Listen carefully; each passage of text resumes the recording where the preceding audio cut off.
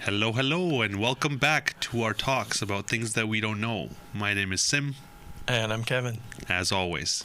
So before we started, we always just sit down and we start talking about the best topics and stuff. So we're just talking about apparently there's a source, and we came from it, and we're going back to it, and what are we here to do? And apparently we're here to just be here. Yeah.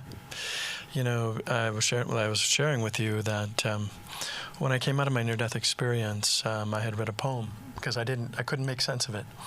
You know, I entered in the state of enlightened, just being in the light. I don't want to say enlightened, but being in the light. And I came back, nothing made sense to me. And I went into a state of depression that was really horrible. You know, they called the dark night of the soul. And what happened? One of the things, there were a number of things that happened to me and for me that helped me to kind of understand, and it made sense. It's like what I understand truth to be nowadays is I really know it and I feel it, and so do you. We all do when there's a feeling nature to it. Yeah. And I read this poem by a woman, Courtney Walsh. It was on Facebook years ago. And she said something to the effect that you came from the light. You're going back to the light. You're here to be simply human, to experience hot love, sweaty love, dysfunctional, beautiful things, and then return back. So ultimately, this has been given to us as a gift. So that was a beautiful point that you made. That okay, if that source is all perfect. Yeah, we And talked we're about here. that too when you're talking about perfection. Perfect. Perfect is a really loaded word, because perfection oftentimes for many of us means it's a way of keeping us from doing something. Yeah, because it has to be perfect. Yeah. Oftentimes if, to write a book or to do something, we won't do it because, oh my God, people are going to see that I'm really not who they think I am, and this sort of perfection. And it's I want people to think I'm perfect. Yeah. I like to use the word wholeness. Wholeness. Yeah, wholeness. I mean, perfection can, as long as we're on the same page, and when you say perfection means, I'm just working towards something to create something that, I don't even like the word perfect. I almost More of a got you. You almost start to like the word perfect. Yeah, no, more But wholeness. Wholeness. So define wholeness. What do you mean by wholeness? Wholeness means that whatever comes is part of it. It's part of the creation. It's wholeness. So it's good or bad? Can be both. It all depends on what lens you look at it through. Yeah, because there isn't really good or bad. From my sense, from Creator's perspective, there isn't. Have you met him? I have been in that source, that energy, yes. Really? Yeah. What's it like? Like I said, I had a near-death experience. When I entered into the light, into that state of luminosity, whatever you want to call it, Yeah. everything was whole and perfect in the sense that nothing else needed to be. It was just presence. So, the closest thing I've had is, again, my path is always through psychedelics, but it's becoming the frequency of love. You become nothing, but through that becoming of nothing, You attain everything. everything. Yeah. Yeah, and it's always been said, but It's one and the same. And it's really beautiful because when you really come to that state of understanding, and it's very, very brief, and even to describe it really doesn't give it its fair due. yeah, because if you could describe it, then you wouldn't really be. Yeah. Yeah. When you're in that state of, we'll use the word perfection, wholeness, that nothing else really needs to happen unless you choose it to. And that's the reason why we're here, is we're here to make choices, to experience things. But why? So we would go from that state of, let's call it perfection or wholeness, to an unwhole state. We've never left it. It is only our perception of it that we've left it. So even now we're there. Yeah, there's no question. So is it just our senses that allow us to perceive that? In this two-dimensional reality, yeah. Five senses. We have more. There are many different dimensions as well. Yeah, the traditional senses that we're told that we have. Yeah. They Touch, taste, feel. They create the illusion of not being there. but we are always there. Yeah. Yeah, we really are. And this is part of the journey, is to really experience what's happening. You know, they say to be in the now moment, which is kind of a loaded statement, be in the now. If I'm absolutely in the now, then what happened in my past and what's coming up with my future? See, we're in a world of duality where both of them, or all three of them, the future, the present, and the past, all have a purpose. Okay, and science has actually proven that they're all happening simultaneously. Exactly, So. exactly.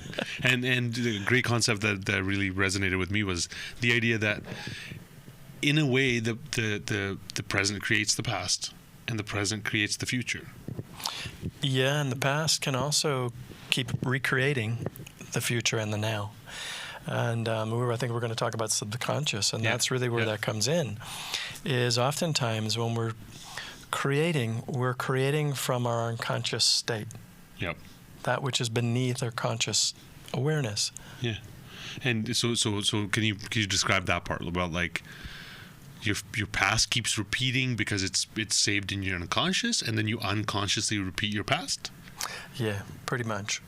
You know, oftentimes, and I think we shared in one of the other episodes that, you know, most of us know somebody that keeps getting in a relationship. It's the same dynamics. They get out of it, they break up, and they're just devastated. Oh my God, why me? Yeah, never met that person. It's like, well, wait a minute. What are you repeating? Obviously, you're not aware of it. And if you are, and sometimes we are, but it's very subtle. But oftentimes we're not aware of it, that we're doing it.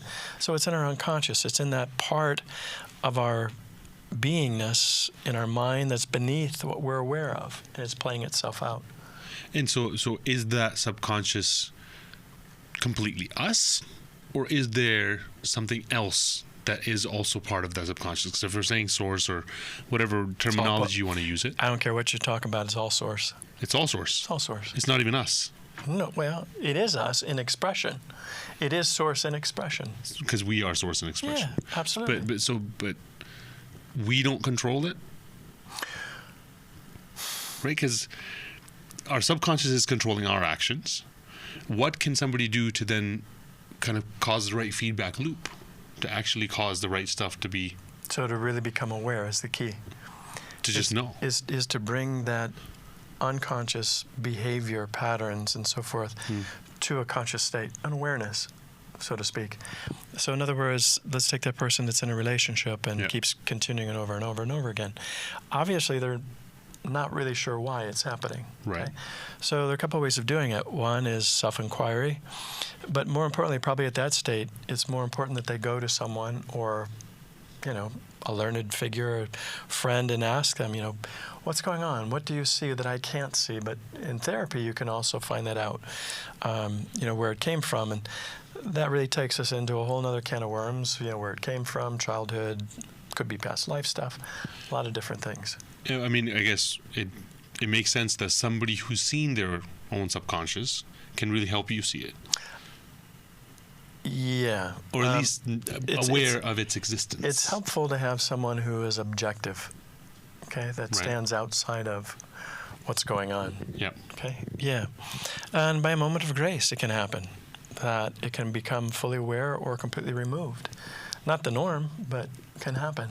I mean, that's also one of the ways that there's the acceleration that we've talked about, where you know, you don't have to go through the whole kind of. Does everybody have to go through a dark night of the soul to actually discover a lot of these things? I believe up until this point, a lot of us have. We've had to do that. It was part of our agreement. Yep. And I also believe that now it can happen very quickly and very rapidly for people now. What agreement? Who did I agree to with, and why did I sign it? Can I retract it? And this is my belief system based on my own experiences and talking with many other people. I believe it. Who also share this, and it's not shared from the mental state of mind. It's more from an experiential, based on experiences that we've had, is where it really comes from. So ask me the question again. So What was the question? Yeah, that's what I was wondering. When I was your age, I used to remember all this stuff. Now it's like just passes me all the time. To be human, isn't it? Yeah, exactly. We're not perfect, guys. What can you do? No, it's so. We were talking about the subconscious and patterns, behavior, and we get them from people we love. Contract. What contract? Oh, contract. Yeah, that's right. Contract. Yeah. It's my belief that I believe before we come into this human form, into this sentient being, that we agree to certain things.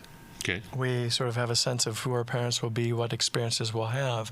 It's kind of like this. The way I describe it to people is, obviously we're from source. Yeah. We're whole, based upon who we are right now. Okay? But I believe that when we come into this body, into this physical being, to experience certain things. Okay? Some lifetimes, a lifetime you might be the mother, you might be the father, you might be a brother or sister, you could be whatever. And you come back time and time again, based on karma or based on past lives, that you keep coming back to experience different things. Okay? Okay. Okay. And there's every walk of life on this planet today. Okay? Right. From someone who's just come in, what I refer to as a new soul, someone that's just in the physical being for the first time or relatively new, to those who have come and walked and who become enlightened beings, gurus or people who are in that state of enlightenment. So there's all walks of life, and everything happens in between. And it all depends on what you've agreed to prior to coming, okay? And like I said, we have a sense or a tendency, we know who our parents are going to be, what experiences we're going to have. But what I was beginning to share and explain was, it's like a graph. Our life is on, for lack of a better word, a way to describe it, it's my corporate world coming in. It's this positive slope, okay? It's positive slope, which means that our soul, our trajectory is always going back to that beautiful state. Okay. Okay? But along the way, and on that graph, that upward trending line, we have the ability to make choice. Right. Okay? It can be beneath or it can be above. I equate that is when I say that it's not on center, it's not within our truest sense of why we're here. In a way, our soul's purpose. Yeah. Let's just say that if it's beneath it, it's like, okay, I took this experience, could be very painful. Often it's. Usually. And then what happens is we realize, if we're lucky, that we realize the lesson. Why did I do that? What was its purpose? What was its point? If we're lucky. Yeah, and I truly believe that if you're really doing the deep searching and the really looking at the experience, usually the wisdom comes. Okay? Yeah, makes sense. The other side of that coin is that we can have these experiences that are otherworldly. We can have these experiences like you talk about through plant medicines and other things. It can also, and what I suggest and refer to people, is that natural state. Just prepare the ground. Yep. Okay? And what's meant to happen is going to happen. So what that does is it takes us almost into a connection to where we came from. And so that's something I've been super interested in my whole life, that I know for sure that you can foster that state. Absolutely. In just naturally. Yeah. Right? Meditation is obviously one of the biggest tools. Yeah. Breath work. Okay. Yeah. So what are kind of the fundamental things that, because I can totally see that something like meditation and breath work would allow you to be able to connect to the deeper version of yourself, or the subconscious, or whatever you want to call it. Anything else, like any practices that people can have in their life that can really help them?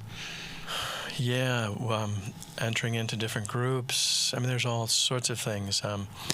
You can go into kirtan. You can do all sorts of things. Ecstatic dance. When I say ecstatic dance, it doesn't have to be where it's this sort of a Middle Eastern type of mantras and so forth. It's just dance. It's movement. Expression. Yeah. Joy. What connects you to joy? But it's really about preparing the ground. And people are on this journey, who are on this journey. Oftentimes we're already seeking. We're looking for things, and what I share with people is one of the wonderful guidance systems that we have is that when we feel something, it could be a word, a color, a phrase, something that resonates with us, that kind of guides us. Yeah, so that is that intuition, or whatever you want to call it. Is that subconscious?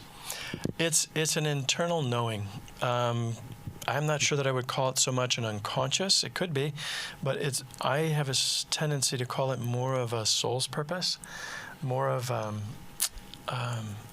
because when we talk about subconscious, I view it more as in a state of our humanness. So you mean the subconscious is still part of the human, our human consciousness? Yeah. So when you say soul's purpose, I thought the purpose was just to be here. It is. The soul's purpose.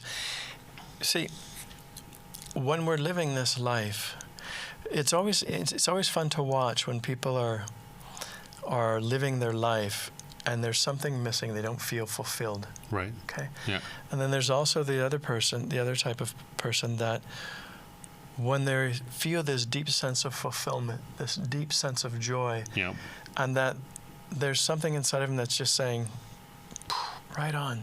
Synchronicities are happening, beautiful things. And don't get me wrong, doesn't mean we can't have challenges. Of course, that's life. But there's a different feel or a flair to it.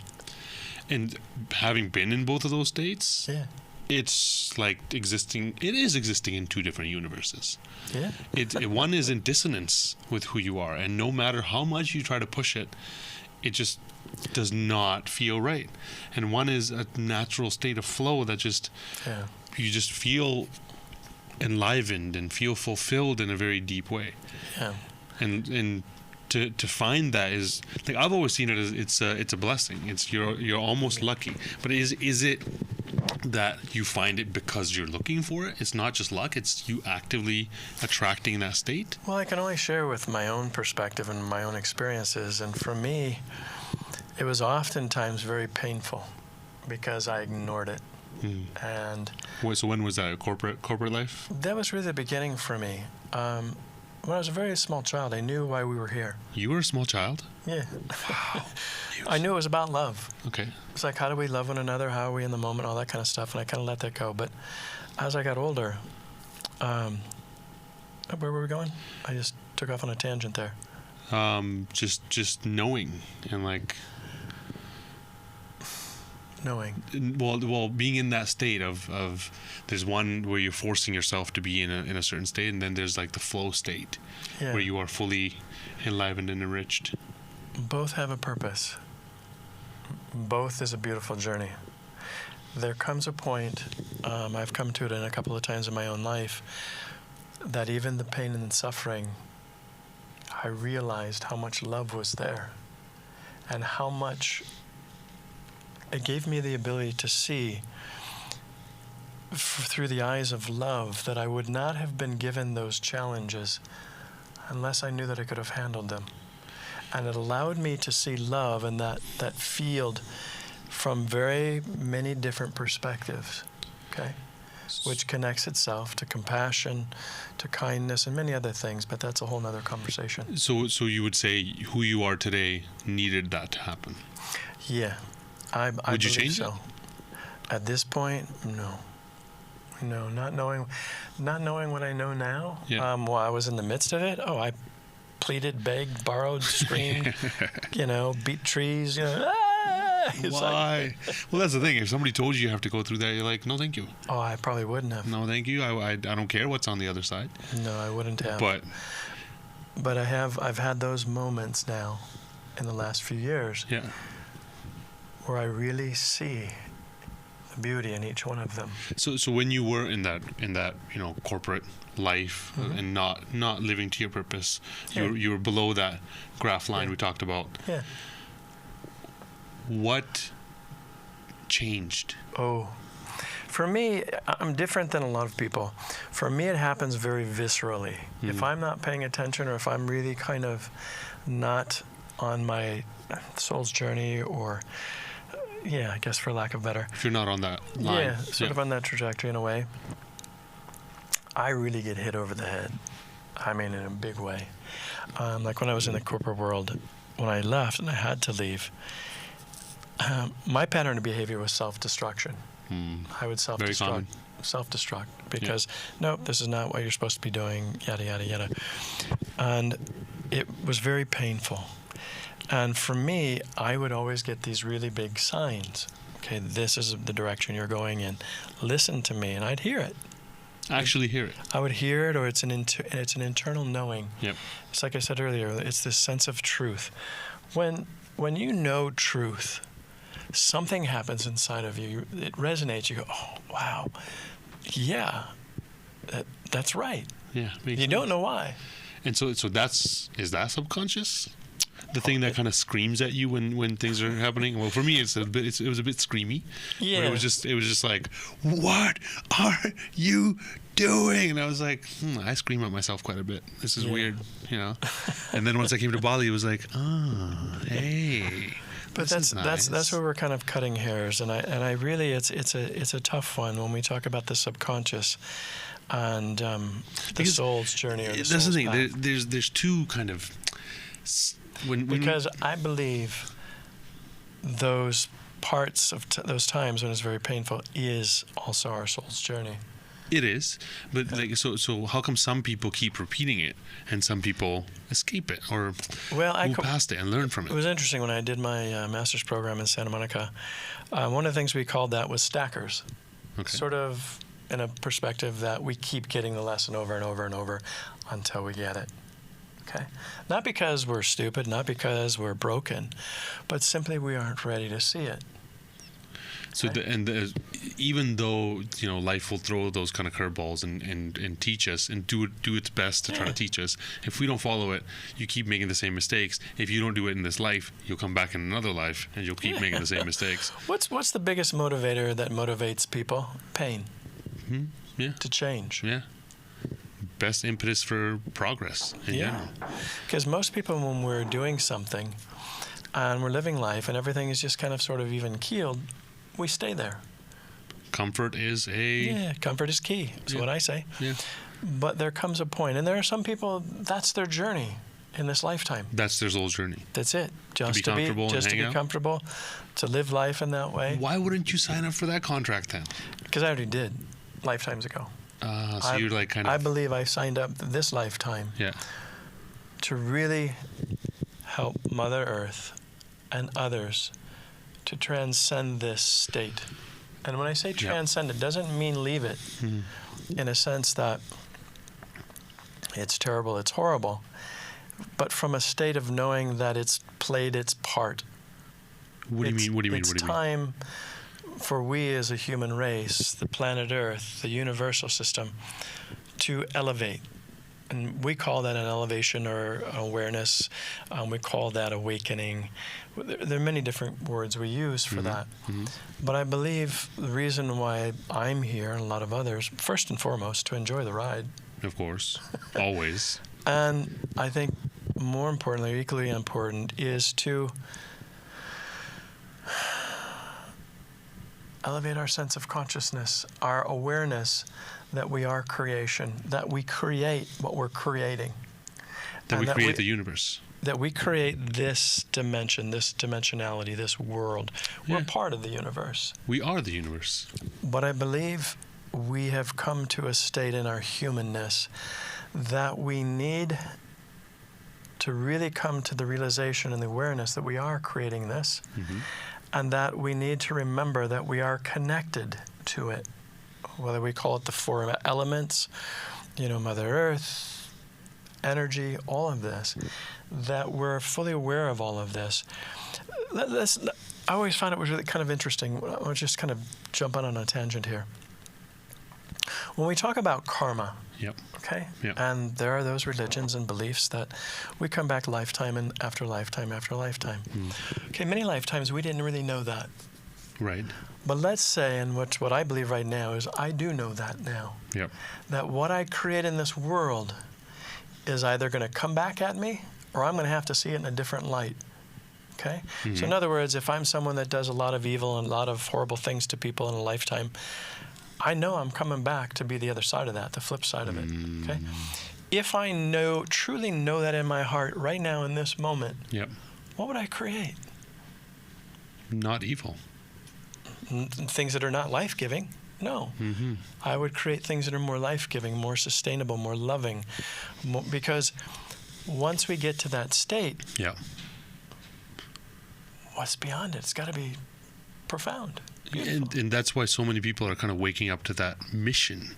I'm meeting so many more people where when you ask them, what are you here to do? They say something on the order of, I'm here to change the world in a fundamental way. I really want to help awaken people, enliven consciousness. I want to do my part in making sure I live this contract the best way possible. And this kind of messaging has...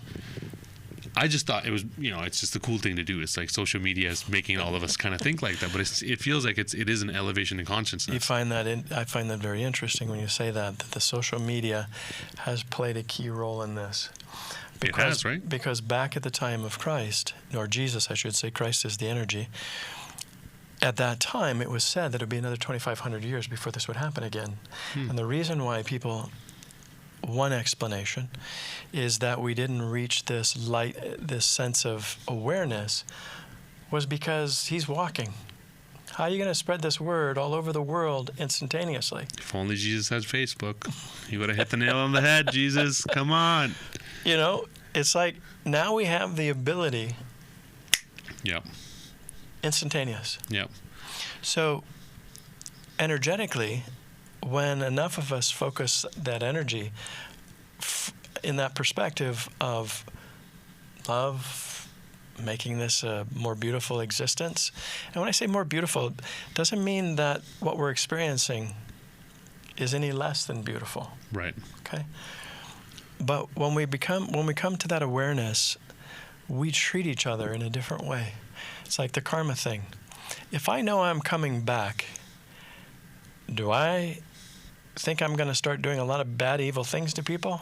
I don't think so. Yeah, and the more people that know it, the more kind of positivity gets created, and then it's infectious. And then what happens? Yeah. What happens after?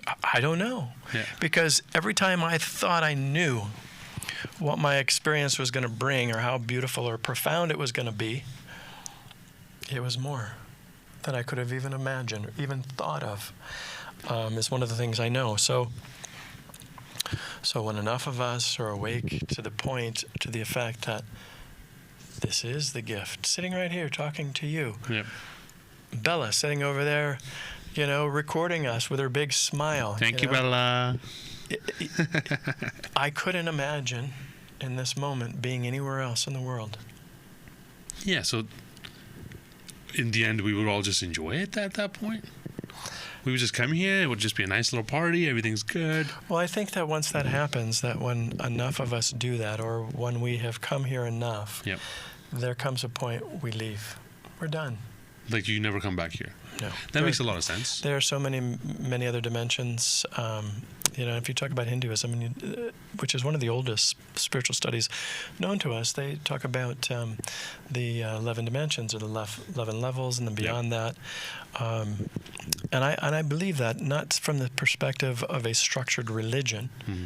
I believe that because based on experiences, things that have happened to me that have given me these insights and these experiences of knowing, and yet at the same time, that this is the beautiful gift given right now.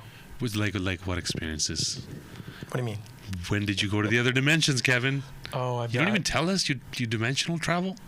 Yeah, I'll share one quick story.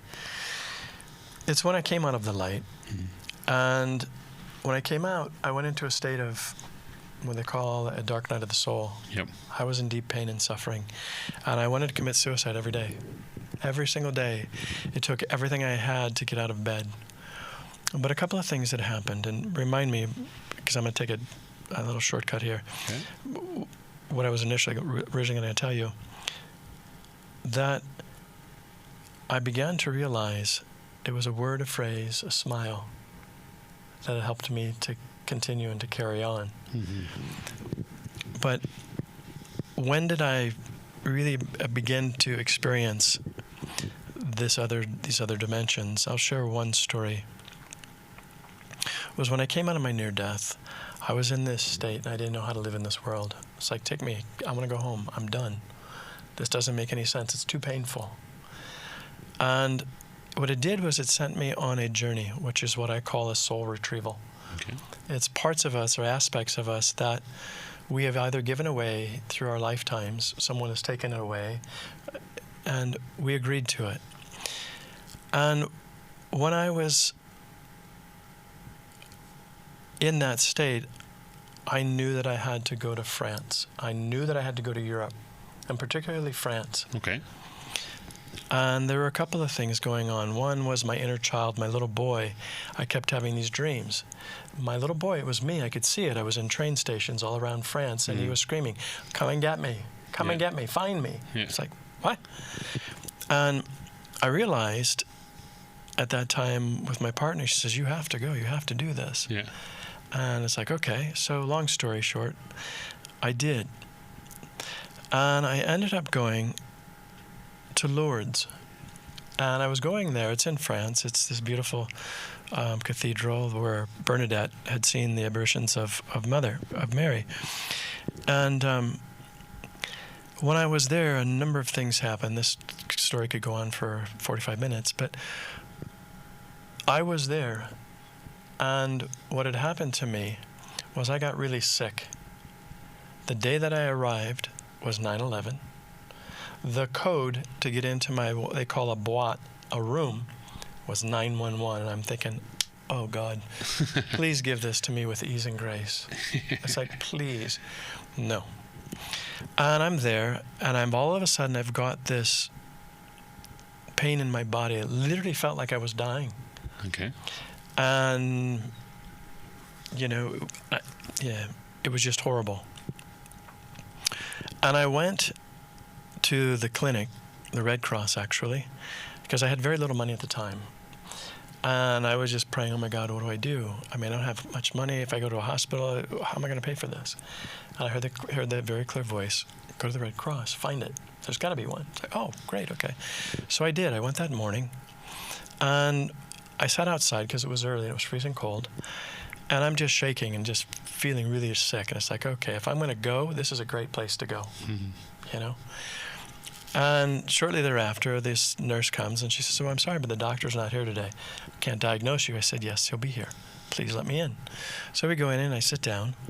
2 minutes later, the doctor walks through the door. And she's like, what are you doing here? And I said, please come. So he came to me and he looked at me and they did a test. He said, you're in a severe urinary tract infection. He says, you're done. He said, you keep doing this and you're not replenishing your fluids. You know, it's just not good. Yep. So I'm there to help people. Instead, Yeah. there were many lessons I learned while I was there. And so I did. They rehydrated me. At the end of the day, they sent me back to my boîte, my little room. And there's so many other aspects to this, but so I go back to my room, and at 4 o'clock in the morning, I heard this song. Okay. As loud as I am speaking to you. Mm-hmm. And it's a whole other story. It's about Archangel Gabriel and angel wings, but I'm not going to go there now. And I woke up to this song, and it was the Beatles, Blackbird. Take these broken wings and learn to fly. You've been waiting for this moment all of your life. Mm-hmm. And what had happened to me, what sent me on this trajectory to go to Europe, particularly France, was I had this, the only way I could describe it was I had these 2 hot pokers shoved into my shoulder blades. That was so painful for 2 weeks that I couldn't sleep. I couldn't lie on my back, couldn't raise my arms up. But that's a whole other story, because we're talking about dimensionality. And what happened was, in that moment, I knew why I was there. Why? I knew why I had gone there. I'll share that. And I knew it was time to leave now, that I had learned what I needed to learn. Okay. So I went down to the little cafeteria. It's right next to the river, this very sacred river, and it's lined by these beautiful black walnut trees. Okay. And I'm blown wide open. I know why I'm here. And I'm in this state of gratitude where my heart is blown wide open. Okay. And I didn't know how to describe it because it was so profound. it was though I knew everything and I was just connected. Yep. And I went in and I had my tea that morning, went in sort of subterranean right next to the river, and I came out and I was in this state. And in this state, it was so beautiful. I looked up, and when I looked up, I saw these 5 green leaves above my head. Why was that unusual? It's winter time. There are no leaves on the trees. Right. And these beautiful 5 green leaves were above my head. And I was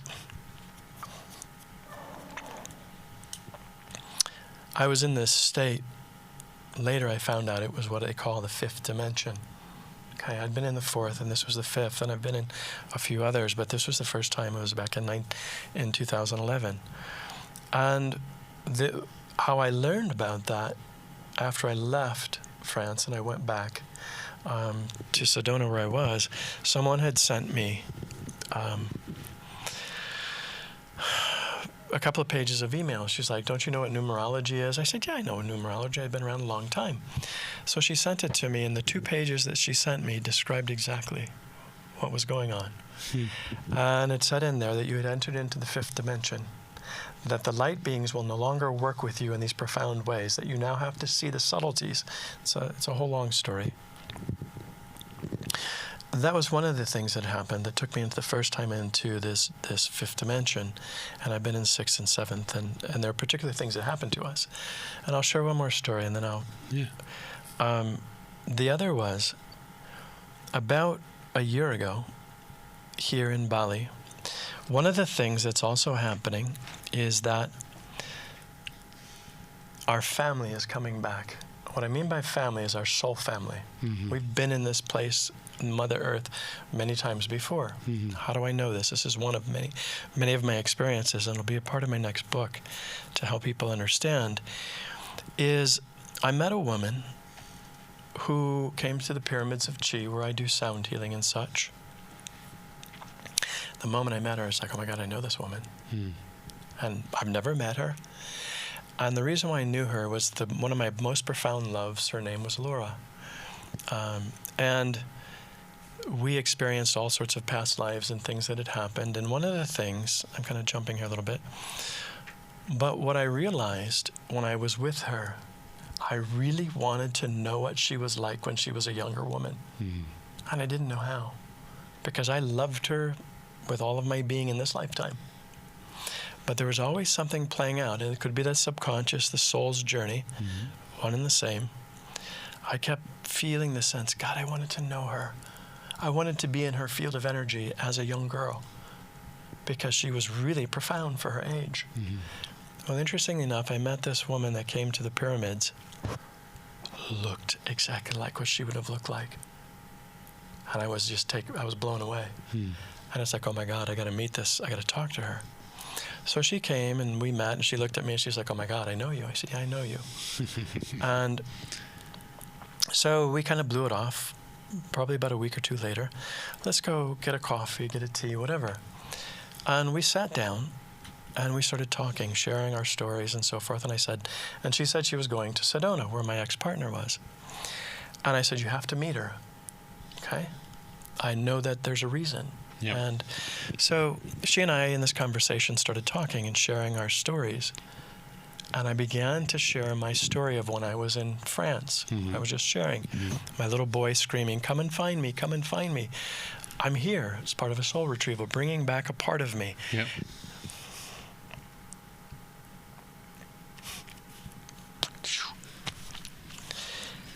She's sitting across from me like you are. Yep. And she starts crying. I told her about the little boy in the train station. She said, there's one thing that has been plaguing me lifetime after lifetime, and particularly this lifetime. I had a child that I gave away in France, and I abandoned him. Oh my God. Oh my God. The moment she said it, I knew it was me. Oh my God. And she said, would you forgive me? I said, yes, I love you. And in that moment, see, this is another sense of dimensionality that we're in and that we've entered into, is that time lapses back, flips back on itself. It's not linear. that they say that we're living the past, the present, and the future, and the now. It's all happening. And these are the experiences that I'm going to share in my next book, because this is the time that we have the ability, based on social media, just like what we're doing now, we have instantaneous communication. Even beyond that, this is just another phase, because we all have that ability without any of this. We can just communicate through the ether. It's part of our evolution. Yeah. Yeah, so that's insane. Yeah. No, it's insanely profound. That's amazing. It's beautiful. It's incredible. But again, we're here to release one another and to love one another, so that there are no more ties, connections, karma, so to speak, that we don't have to live that anymore. That time is wrapping back on itself, that we're seeing that we are it, that we seek. Is that why there's these people who come into your life in a very specific way? Yeah. It always feels a little weird, like, how did that happen? And they come and go in a very profound kind of way. One of the women I know very, very well over the last 6 years, she's a seer, psychic. And one of the things she said to me, and when she said it, I was just in tears, because I knew it was true, that there are many of us in this lifetime now are transcending karma and the major arcana of the tarot. Why? Okay. Because we now are recognizing we are creator, co-creating with one another and with Source as one. Just recognizing that allows us to be able to create what we want, or create the version that. And that's the beauty. We get to create what we want. That's it. But we're creating from a very different place. We're not creating from past belief systems, the patriarchy. We're not creating from that any longer. We're creating from the heart and from a newness that says, create. Just create. Create. And not just to benefit yourself. There isn't. Because when you create from that place, it is for the wholeness. It's for the whole. It's not just for me. Wow. I love that. I think that's where we're gonna end off this one. Yeah. So that's amazing. I think I get it. Yes, you are. Yes, Bella is. Yes, am I. And yes is the audience. Right there. We all are. Are what, Kevin? We're whole and perfect just as we are. You're whole and perfect. We're a spiritual being having a human experience. So good. It's such a good experience. Yeah. It's crazy. Like, we kind of miss the beauty of this thing.